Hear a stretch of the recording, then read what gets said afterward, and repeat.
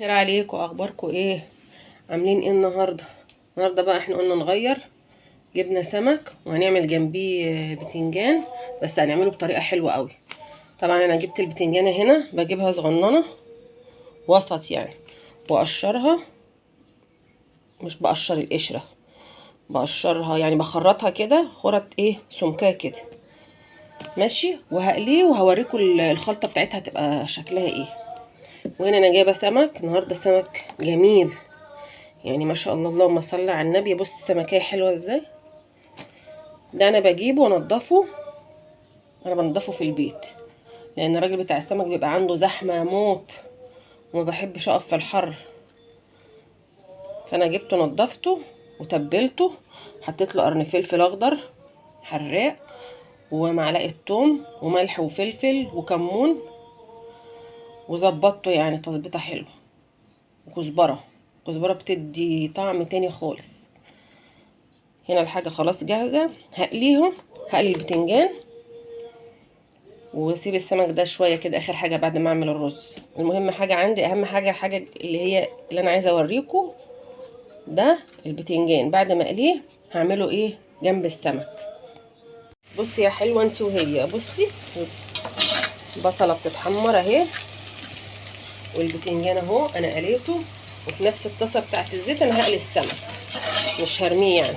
بس بعد السمك طبعا انا هرميه، وانا ما برميش حاجه، انا بحوشه وهعمله صابون معاكم. اوريكي بقى طريقه الصابون بتاعتنا احنا هتبقى شكلها ايه. هنا البتنجان خلاص اهو اتقلى، وادي البصلايه محمراها، بستنى عليها شويه لغايه لما تبقى ايه زي بتاعه الكشري كده، واحط عليها من الحبه صغننه من الدقه اللي احنا عملناها في الايه حشينا بيها السمك، اللي هي قرن فلفل وثوم وملح كزبره كمون عصره ليمونه. احط بس حبه صغننين، وهي ايه بعد ما تخش ايه في التحمير، واحط الرز على كده واوطي عليه، وبعد كده هقلي السمك. عقبال بقى ما اقلي الكلام ده هعمل التخديعه بتاعت اللي ايه البتنجان.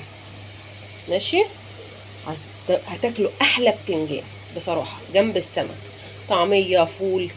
بصراحه انا يعني الطريقه دي انا عرفتها من المطعم، اشتري فول الصبح وطعميه، فعجبني قوي الطريقه بتاعته، فقلت اجربها معاكم. حلويات، بعد ما البتنجان بقى اهو اتصفى من الزيت بتاعه في المصفى، عملنا التخديعه دي. ايه بقى هي عباره عن ايه؟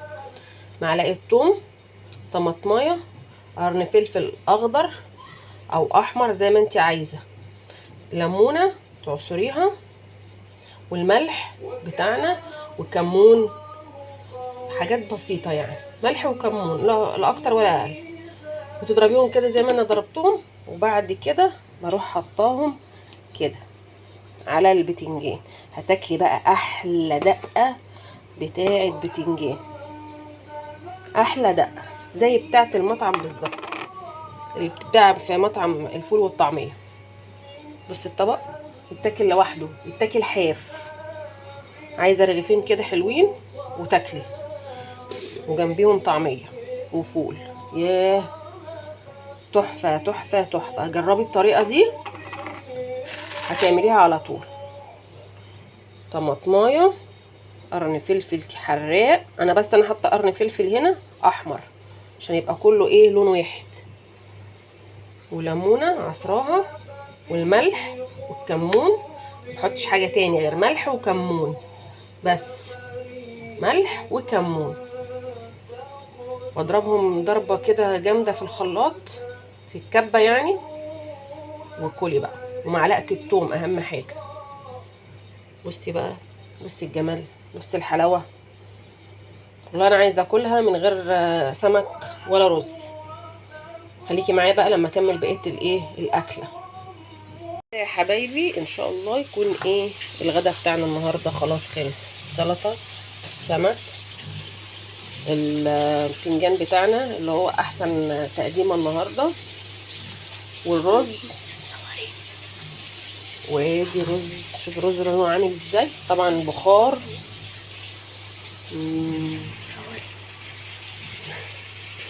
وامير عايز يسلم عليكم.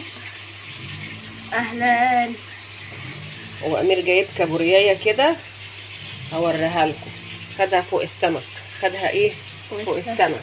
امسك كده قبل ما اجيب لهم الواحده الكابوريايه لسه ايه. الكابوريا كانت صاحيه بس خلاص ماتت.